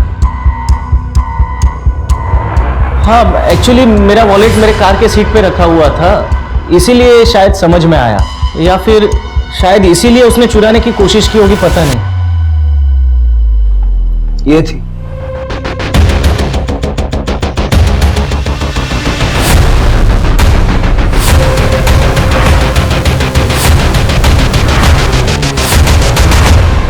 ये देखिए शिल्की जी, 13 तारीख को ज्योति अपने घर के एरिया से निकली थी। ये ज्योति के घर के पास का सीसीटीवी फुटेज है? नहीं सर, लेकिन ज्योति के घर से बस स्टैंड जाने के लिए बस यही एक रास्ता है। ये उसी की सिग्नल की फुटेज है। और यहाँ देखिए, उसने यहाँ से ऑटो पकड़ी थी। मैंने ऑटो वाले से पूछा, लेकिन उसने कहा वो बस स्टैंड जाने के पहले मार्केट में उतरी थी। तो मार्केट का फुटेज दिखाइए। वहाँ कोई सीसीटीवी कवरेज नहीं है, लेकिन करीबन 3 घंटे के बाद ये ज्योति बस स्टैंड पे दिखाई दी। मुझे 16 तारीख से 24 तारीख तक का इस एरिया का पूरा सीसीटीवी फुटेज चाहिए, और ये ज्योति के घर वालों की डिटेल्स पे। जी सर। तृप्ति, तुम पता करो ये ज्योति आखिर कौन सी बस में चढ़ी है। यहाँ से सारी बसें नासिक की तरफ जाती हैं। एक काम करो, नासिक के बस ड्राइवर से बात करो और नासिक का सीसीटीवी फुटेज भी चेक करना। सर, अरे किधर गया अपना किटी गैंग? किटी, ए बच्चा लोग,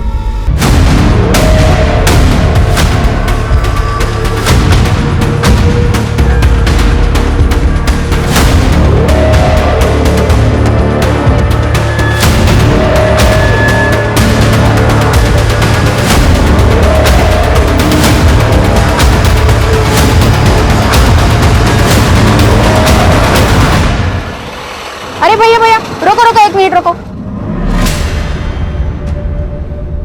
बेटा क्या हुआ, चोट लग गई? दिखाओ।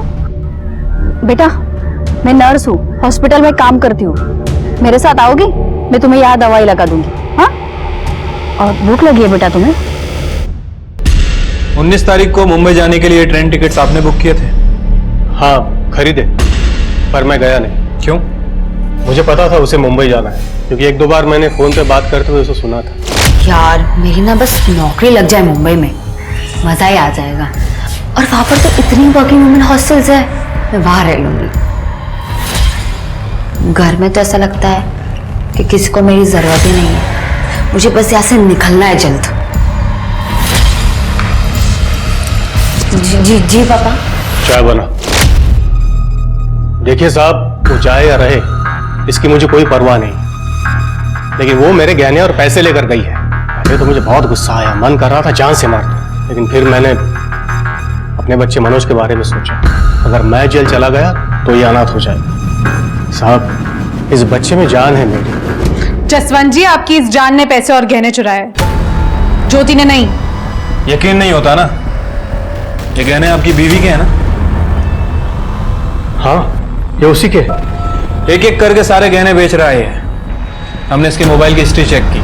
ऑनलाइन शॉपिंग करता है, महंगे परफ्यूम, नए नए वीडियो गेम्स, वो भी कैश ऑन डिलीवरी अपनी गर्लफ्रेंड के लिए। पूछिए अपनी जान से। पापा ये झूठ बोल रहे हैं। मनोज, झूठ हम नहीं, तुम बोल रहे हो। मीनू ने हमें सब कुछ बता दिया है। कमरा कौन सा है तेरा? आगे राइट।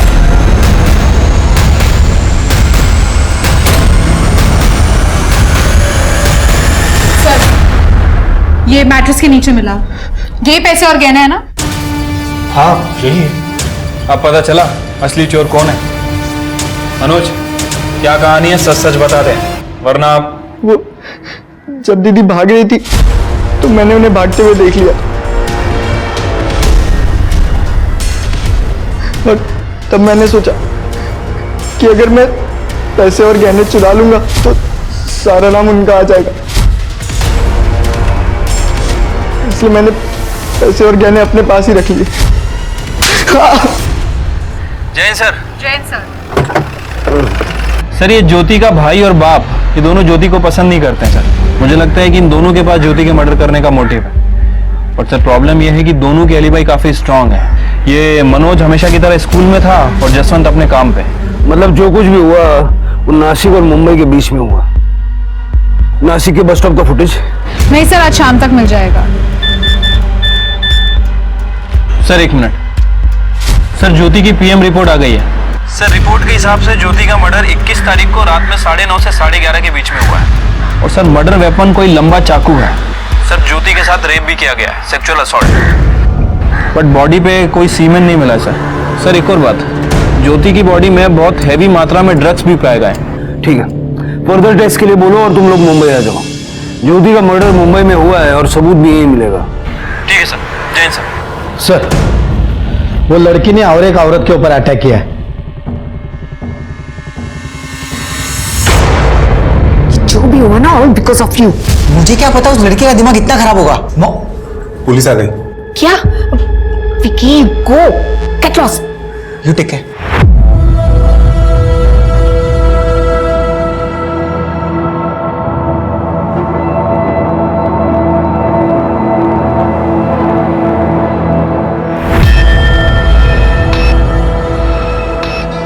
जूली जी, जिस लड़की ने आपने हमला किया, क्या वो आपको जानती है?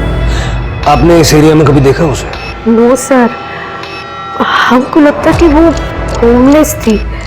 हम रोज शाम को स्ट्रे डॉग्स एंड कैट्स को खाना खिलाती, राइस एंड करी। शायद खाना चुराने आई थी। ये थी वो लड़की? सर ठीक से देखा नहीं, सॉरी। अपना ख्याल रखिए। करण, नवीन ने बोला कि वो लड़की वॉलेट चुराने आई थी और ये जूली कह रही है कि वो खाना चुराने आई थी। कहीं ऐसा तो नहीं कि लड़की दिमागी तौर पे कमजोर है? हो सकता है सर। सर, मैं ये स्केच जैसी एक लड़की को यहाँ पर लेकर आई हूँ। उसका हाथ कटा हुआ था सर, और उसने ऐसी नहीं रेड कलर की ड्रेस पहनी हुई थी। वो लड़की यहाँ है? जी सर। दिखाइए कहाँ? सर, यहीं पर थी वो। अभी आप आए तभी मैंने उसको वड़ा पाव खाने को दिया था, और यही बैठकर वड़ा पाव खा रही थी वो। लगता है उसने हमें देख लिया होगा। करण, सीसीटीवी चेक करो, पता करो किस तरफ गई है। ज्यादा दूर नहीं गई होगी वो। सब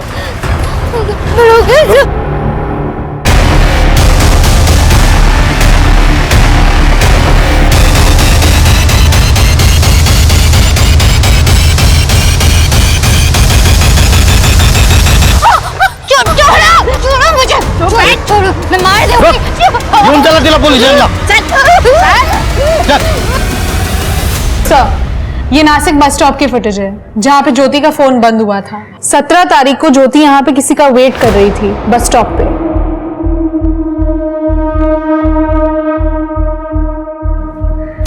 ये लड़की का फेस जूम करो। नवीन सर, आप जानते हैं इसे? जो लड़की सबको स्टैप कर रही है, ये इसको भी। ये नवीन तो शादीशुदा है।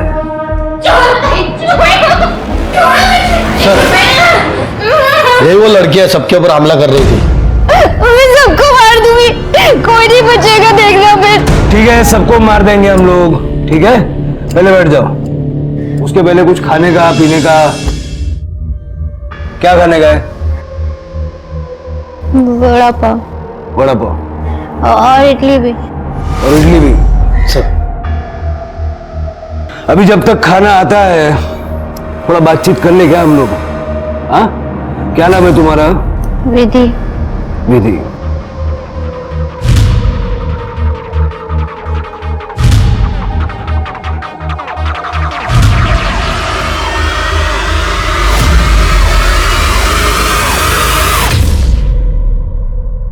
ये बुरे लोग हैं ना? ये बहुत बुरे लोग हैं। मैं सबको मार दूंगी, सबको मार दूंगी। मैं किसी को नहीं छोड़ूंगी, मैं सबको मार दूंगी। क्या किया इन्होंने? ये गांव में मेरी आई मर गई। आई ये लो पानी। आई आई आई आई आई आई। और मैं वहां पे अकेली रह गई थी। फिर दादा मुझे अपने घर ले आए। वहां पे बहनी और दादा मुझे रोज डांटते थे, रोज चिल्लाते थे। ये महारानी है क्या कहीं की? और मैं इसकी नौकर हूँ? मुझे ये मेरे घर में चाहिए ही नहीं। सुना तुमने? फिर बहनी ने एक बार दादा को बोला कि मुझे घर से निकाल दे क्योंकि घर छोटा है। फिर दादा ने मुझे बेच दिया। कहाँ? इसके यहाँ। फिर दादा ने मुझे बेच दिया। कहाँ? इसके यहाँ। दादा प्लीज दादा, मेरे को नहीं रहना है यहाँ पे दादा। और ये मुझे यहाँ पे सुई लगाती थी, मुझे बहुत दर्द होता था।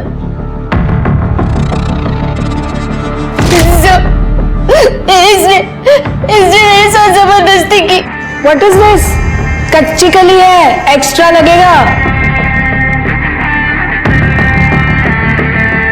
कच्ची कली बोल के मेरे को कैक्टस चिपका दिया। मेरे को मेरा पैसा वापस चाहिए। और एक दिन दादा वही थे और इन दोनों ने मुझे बहुत गेहूं में।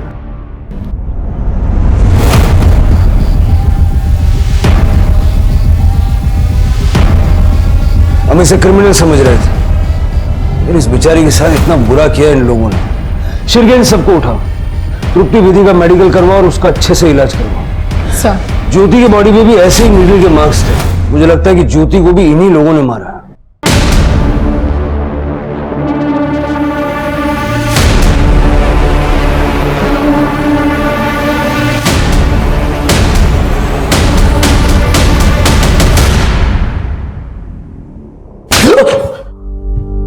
ये क्या तरीका हुआ सर?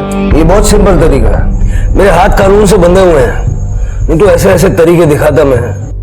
ज्योति को कैसे जानता है? बताता हूँ सर। मैं और ज्योति हम लोग सोशल मीडिया पर फ्रेंड्स बने थे। उसे मुंबई में जॉब चाहिए था तो मैंने कहा आ जाओ, इसलिए मैंने उसे नासिक बुलाया था। लेकिन वो नहीं आई, मतलब वो लेट हो गई थी। लेट हो गई? बस स्टॉप तो टाइम से पहुंच गई थी वो। एक्चुअली उसके साथ जलगांव में एक हादसा हो गया था। 7 लोगों ने मिलके उसके साथ रेप किया था। हाँ सर, सच्ची उसने खुद मुझे बताया था। तो मैंने सोचा कि ये तो बर्बाद हो गई है, इसके लिए मैंने भी उसका फायदा उठाया। आप तो जानते ही है सर, रेप होने के बाद लड़की कहीं की नहीं रहती। मैं किसी को नहीं छोड़ूंगी, सबको पुलिस के हवाले कर दूंगी। अगर पुलिस कड़े जाऊन का होत नहीं, मेरी मानो तो तुम ये सब भुला करना जिंदगी की नई शुरुआत करो। 20-20 साल तक केसेस चलते हैं, विक्टिम्स खत्म हो जाते हैं लेकिन केसेस खत्म नहीं होते। ये सब भुला करना, आगे बढ़ो। नवीन, तुम मुझे अपनाओगे ना? बिल्कुल, पर ऐसे नहीं। मैं चाहता हूं कि तुम जॉब करो, ये सब भुला कर अपने सपने पूरे करो, फिर हम शादी करेंगे। मैं नहीं चाहता कि तुम्हें ऐसे लगे कि मैं तुम पर दया कर रहा हूं। फिर कुछ देर मैंने उसे नासिक में घुमाया, मूड अच्छा किया, और जूली के हॉस्टल का एड्रेस देकर उसको भेज दिया। भेजा नहीं, बेच दिया।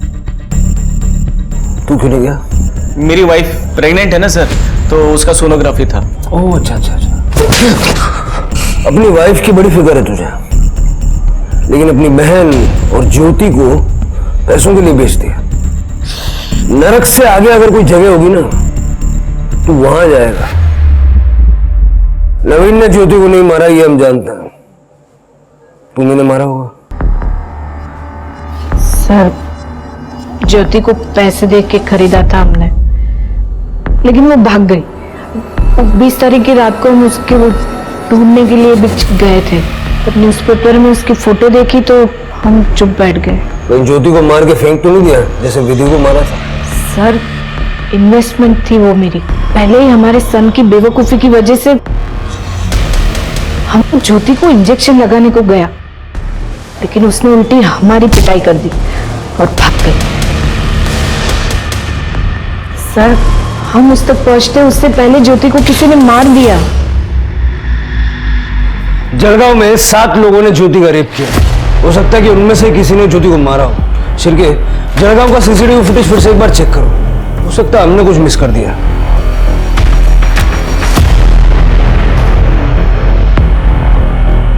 सर ये देखिए, यहाँ से ज्योति ने ऑटो पकड़ा था, उसके बाद सीधा मार्केट गई। ये मार्केट की लास्ट फुटेज है। इसके बाद वो सीधा बस स्टैंड पे गई। ये सेम ऑटो है? हाँ सर। 3 घंटे तक ज्योति के साथ ही था। शिर्के, इस ऑटो वाले का नंबर ट्रैक करके पता करो इसने ज्योति को पिकअप किया, उसके बाद ये कहाँ गया। ठीक है सर। सर मैंने कुछ नहीं किया है, और आपकी ये क्या गुंडागर्दी है? अरे शाणे, गुंडागर्दी देखनी है ना? दिखाता हूँ थोड़ी देर में। जिस दिन ज्योति उसके घर से गायब हुई तो उसके आसपास ही था, और तू भी और भी थे। लेके आ रहे हैं। बस स्टॉप का सीसीटीवी फुटेज चेक किया हमने। ये देख, ये तू ही है ना अपनी बाइक से ऑटो का पीछा कर रहा है? बिलाल, इधर आ। तेरी ऑटो में ज्योति बैठी थी, वो उसको बस स्टॉप पे लेके गया, वहां से लॉज पे लेके गया। हाँ? तेरी ऑटो को 4 लोग 2 बाइक पे फॉलो कर रहे थे ना? तुम सबकी लोकेशन मिली है उधर, समझे? जिस लॉज में तुम लोग ज्योति को लेके गए ना, उसके क्लर्क ने सब कर दिया। खाना नहीं चला।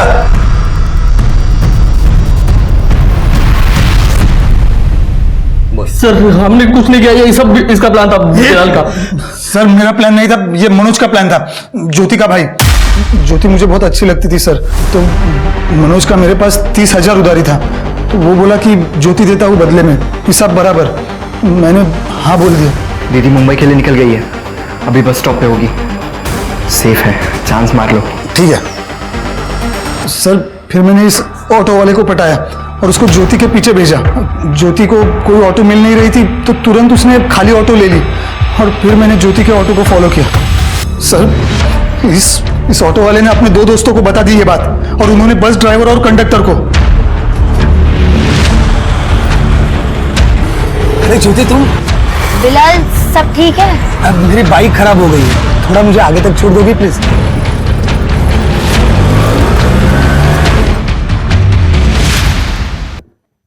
क्या क्या है?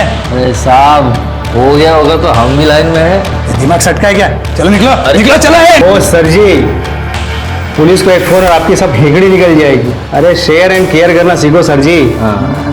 क्यों भाई लोग? रुक भाई, मैं जाऊंगा। मैंने फोन किया था, मैं जाऊंगा इसके बाद। अरे सर जी रुको।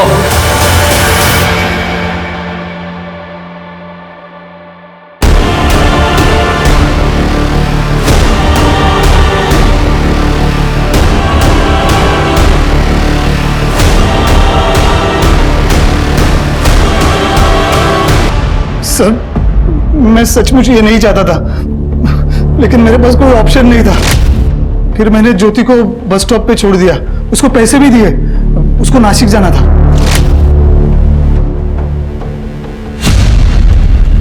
इनकी चार्जशीट बनाइए और चार्जशीट बनाने से पहले इनको तहस नहस कर डालिए। Yes sir.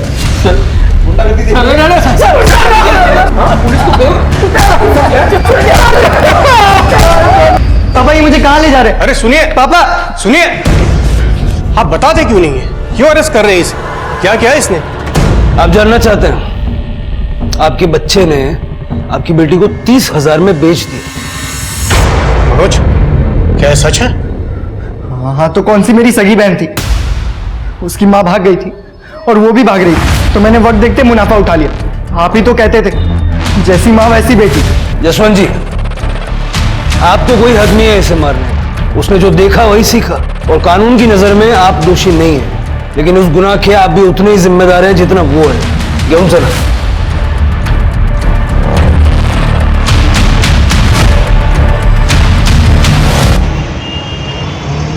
Sir, forensic report आ गई है। चाकू पर जो खाने की चीज लगी थी वो करौंदे का अचार है। शिरके और तृप्ति, सबके घर चेक करो, देखो किसके घर में ये अचार है, और जब अचार मिल जाए तो उसे फॉरेंसिक से मैच कर लो। अभी अचार ही हमें कातिल तक पहुंचाएगा। ठीक है सर।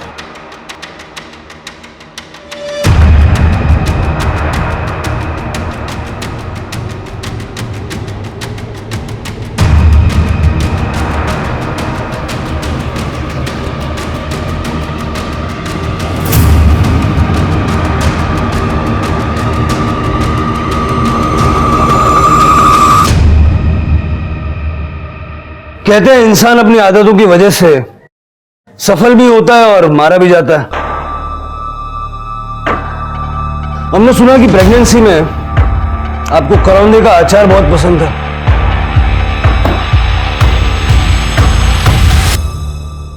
हमने ये अचार मैच करवा के देखा। ज्योति के मुंह में भी यही अचार है। आपकी आई ने अपने घर में प्यार से बना के भेजा था ना आपको ये अचार। ज्योति का मर्डर 9:30 से 11:30 के बीच हुआ और उस दौरान आपके पति नवीन ऑफिस में थे, बची सिर्फ आप। सर, नवीन मुझसे बहुत प्यार करते हैं। उन्होंने ये सब मेरे और मेरे बच्चे के लिए किया। पता नहीं कैसे ज्योति जूली के घर से भाग कर आ गई और सीधा हमारे घर पर आ गई। आ रही हूँ। नवीन का है। नवीन का है। वो तो ऑफिस में है। तुम्हें पता है तुम्हारे पति ने मेरे साथ क्या किया? क्या किया है उन्होंने आपके साथ? आप बैठिए इधर बैठिए। क्या बात है बताइए। प्यार का नाटक करके मुझे बेच दिया। क्या? लेकिन मैं उसे छोड़ूंगी नहीं। उसने मुझे पुलिस के पास जाने से मना किया था ना, पर अब नहीं।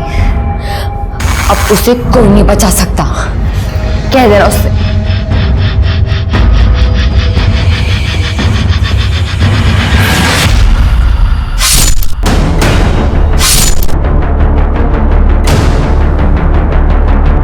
उन्होंने आके लाश को साफ किया और जंगल में फेंक दिया। मुझे समझ नहीं आ रहा कि मैं आप पे गुस्सा करूं, आपसे घृणा करूं। आपकी ननद, जिसे सहारे की जरूरत थी, जो सहारे के लिए आपके पास आई थी, उसे आपने बेच दिया। क्यों? बड़ा घर चाहिए था आपको, बड़ी गाड़ी चाहिए थी अपने बच्चे के लिए। एक सवाल है आपसे जिसका जवाब आपको खुद ढूंढना है। जेल में बैठ के सोचिएगा, जो हरकतें आपने अपने बच्चे के भविष्य को उज्जवल बनाने के लिए की, क्या उससे बच्चे का भविष्य उज्जवल हुआ या अंधकार में हुआ? सोचिएगा। विधि और ज्योति की कहानियां और उनके अंजाम बहुत अलग थे, पर फिर भी दोनों में एक समानता थी। दोनों लड़कियों को उनके अपने भाइयों ने बेचा था। सुनकर ही अजीब लगता है ना।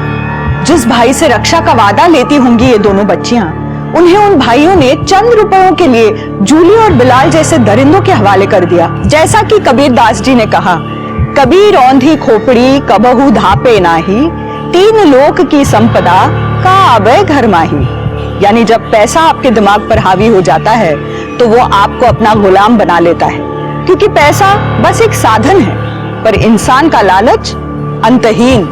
इसी के साथ अब मैं रेणुका शाहने आपसे विदा लेती हूँ। हम फिर मिलेंगे ऐसी एक कहानी के साथ जो रखेगी आपको सतर्क और जिंदगी को सुरक्षित। तब तक अपना और अपने परिवार का ख्याल रखिए और देखते रहिए क्राइम पेट्रोल सतर्क। जय हिंद। इस तरह के और भी एपिसोड देखने के लिए हमारे चैनल को सब्सक्राइब करें और बेल आइकन दबाना ना भूलें।